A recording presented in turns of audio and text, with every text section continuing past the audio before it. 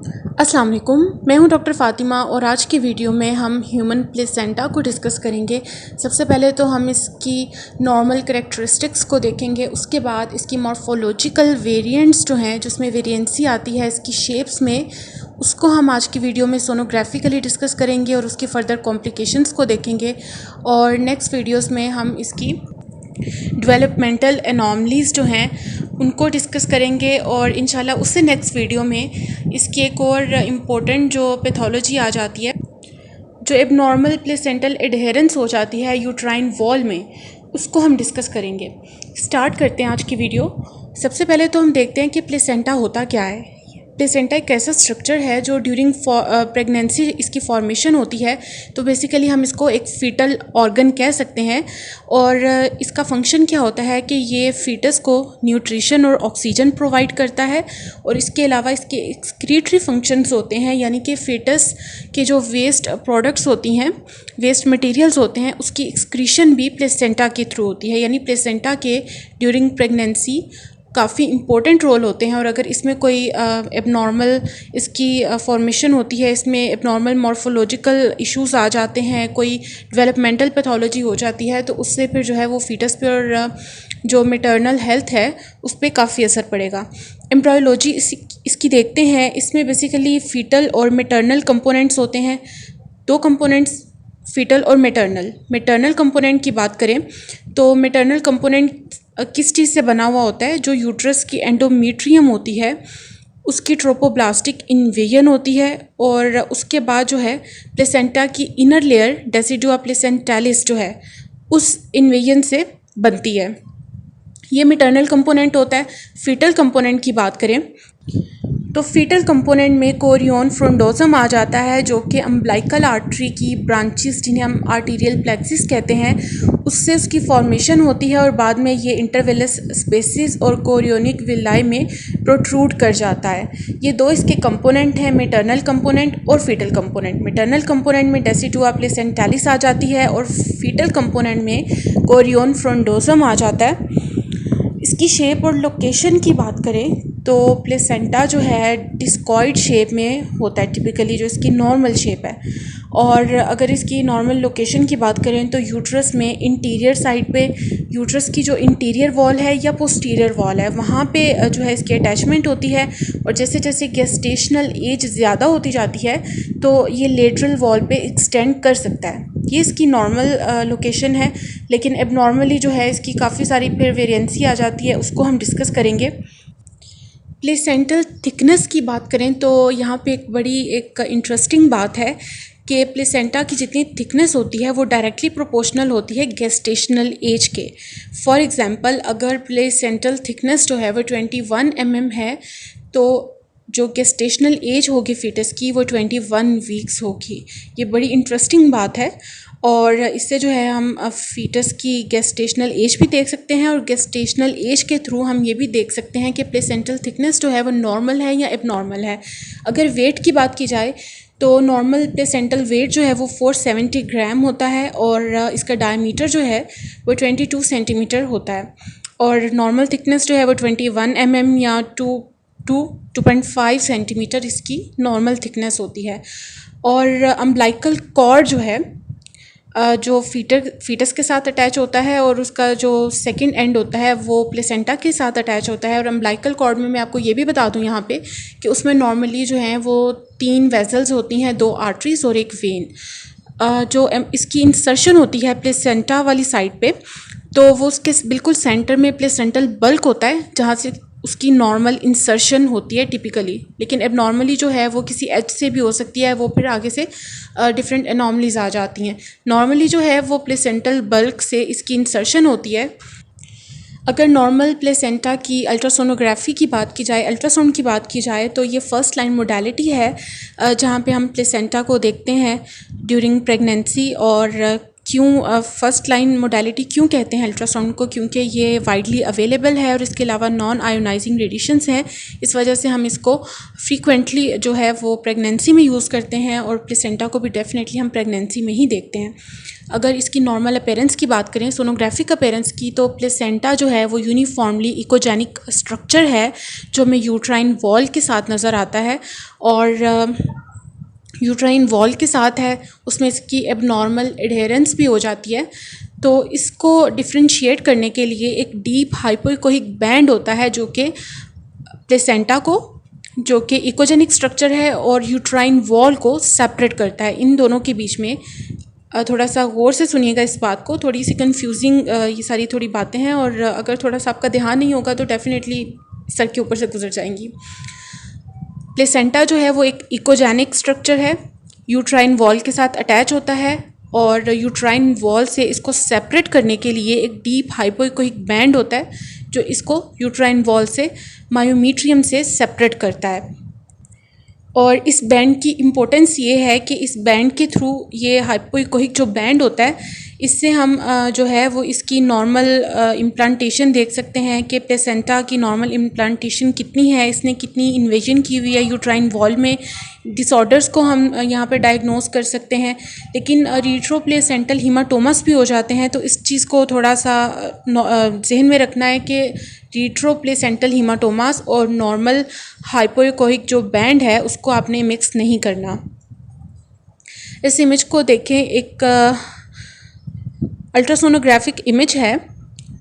एक इमेज में आपको पोस्टीरियर वॉल पे प्लेसेंटा नज़र आ रहा है और एक इमेज में आपको इंटीरियर वॉल पे प्लेसेंटा नज़र आ रहा है और ये यूनिफॉर्मली इकोजेनिक स्ट्रक्चर है और डीप हाइपोइकोइक बैंड जो है वो इसको यूट्राइन वॉल से सेपरेट कर रहा है। वेरिएंट एनाटमी की बात करते हैं, जो इसमें वेरियस मॉर्फोलॉजिकल चेंजेस आती हैं, तो उसमें इसकी कुछ टाइप्स आ जाती हैं जिसमें bilobed placenta, succenturiate placenta, placenta membranacea, circumvallate placenta और सर्कम मार्जिनेट प्लेसेंटा जो हैं, ये इसकी मॉर्फोलॉजिकल टाइप्स हैं जिनको हम बारी बारी डिस्कस करेंगे। सबसे पहले हम बाइलोब्ड प्लेसेंटा को देखते हैं। बाइलोब्ड प्लेसेंटा का सेकंड नेम जो है वो बाइपर्टाइट प्लेसेंटा है और बाइलोब्ड से ही पता लग रहा है कि इसमें दो इक्वल साइज़ के लोब्स होंगे। एक प्लेसेंटा के बजाय दो इक्वल साइज़ के लोब्स होंगे तो उसको हम बाइलोब्ड प्लेसेंटा कह देंगे।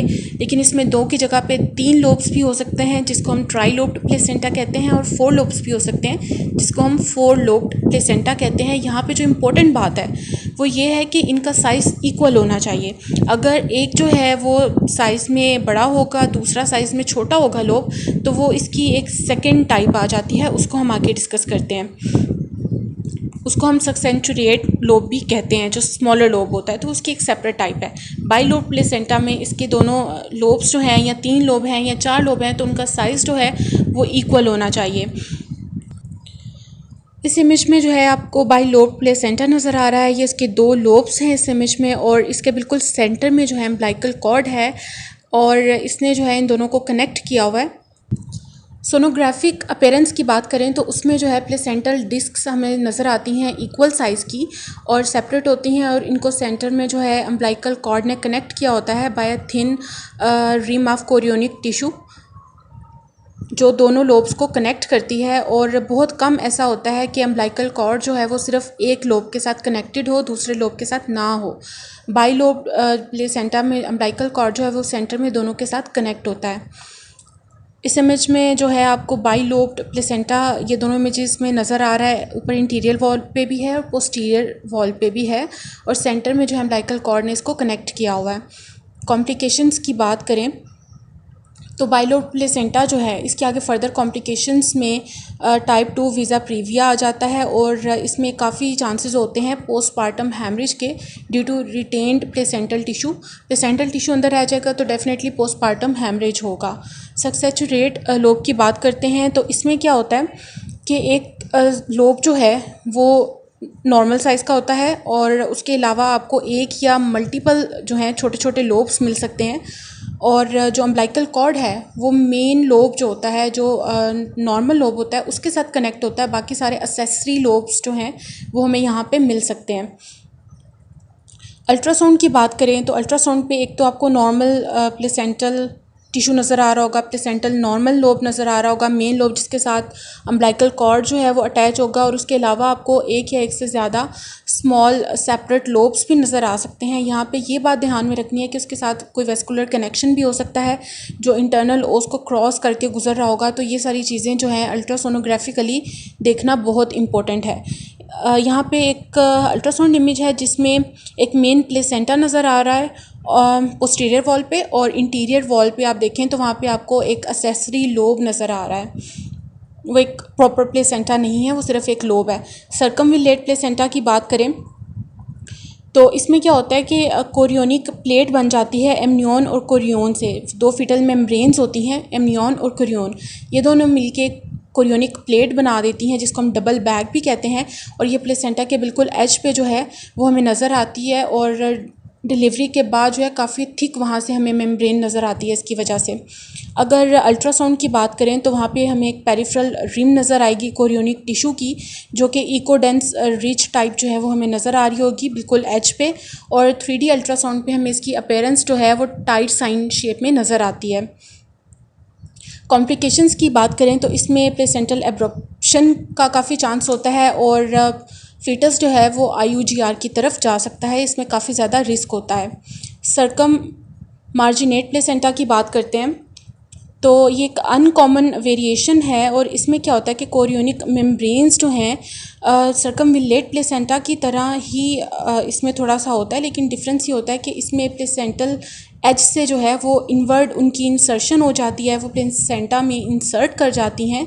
और डिफरेंस ये आ जाता है कि जैसे डिलीवरी के बाद सर्कमविलेट में हमें एक थिकन्ड मेम्ब्रेन मिलती है, रोल्ड अप मेम्ब्रेन मिलती है, लेकिन इसमें ऐसा कुछ नहीं होता, इसमें सेंट्रल डिप्रेशन नहीं होता। प्लेसेंटा मेम्ब्रेनेशिया की बात करते हैं तो इसको प्लेसेंटा डिफ्यूसा भी कहते हैं, और ये एक्सट्रीमली अनकॉमन कंडीशन है। इसमें क्या होता है कि प्लेसेंटा जो है वो ओवरऑल पार्शली या कम्प्लीटली यूट्राइन वॉल के साथ जो है वो अटैच हो जाता है। सिर्फ उसका एक पार्ट इंटीरियर या पोस्टीरियर वॉल पे नहीं होता, बल्कि वो ओवरऑल यूट्रस को कवर कर लेता है। उसको हम प्लेसेंटा मेम्ब्रेनेशिया कहते हैं, और ये हमें यूट्रस पे अगर अल्ट्रासोनोग्राफिकली देखेंगे तो पार्शली या कम्प्लीटली जो है वो प्लेसेंटा हमें ओवरऑल यूट्राइन वॉल पे हर तरफ नज़र आ रहा होगा। और इसमें ये हो सकता है कि प्लेसेंटल थिनिंग हो जाती है, एक नॉर्मल प्लेसेंटल थिकनेस हमें नहीं मिल सकती, और डिस्ट्रप्शन भी हो जाती है। इसका अल्ट्रासोनोग्राफिक इमेज देखें तो यहाँ पे आपको 4 इमेजेस नज़र आ रहे हैं, और इसमें आपको बीच में तो फीटस है और बाकी हर तरफ प्लेसेंटा प्लेसेंटा प्लेसेंटा ही नज़र आ रहा है। इसने ओवरऑल यूट्रस को कवर किया हुआ है। इसकी कॉम्प्लिकेशंस की बात करें तो इसमें प्लेसेंटा प्रीविया हो सकता है, फीटस जो है वो IUGR की तरफ जा सकता है, एंटीपार्टम हैमरेज हो सकता है, सेकेंड ट्राइमेस्टर में मिसकैरेजेस हो सकते हैं, फीटल डिमाइस भी हो सकता है, और पोस्टपार्टम कॉम्प्लिकेशंस में पोस्टपार्टम हैमरेज हो सकता है। ये हमारा आज का टॉपिक था जिसमें हमने इसकी डिफरेंट मॉर्फोलॉजिकल जो वेरिएंट्स थे उनको डिस्कस किया। इंशाल्लाह नेक्स्ट वीडियोस में हम मज़ीद प्लेसेंटल डेवलपमेंटल एबनॉर्मेलिटीज़ को और एबनॉर्मल जो प्लेसेंटल एडहेरेंस हो जाती है उसको डिस्कस करेंगे। मेरी वीडियोस को देखते रहें और मेरे चैनल को सब्सक्राइब कीजिए, वीडियोस को लाइक करें, शेयर करें। अल्लाह हाफ़िज़।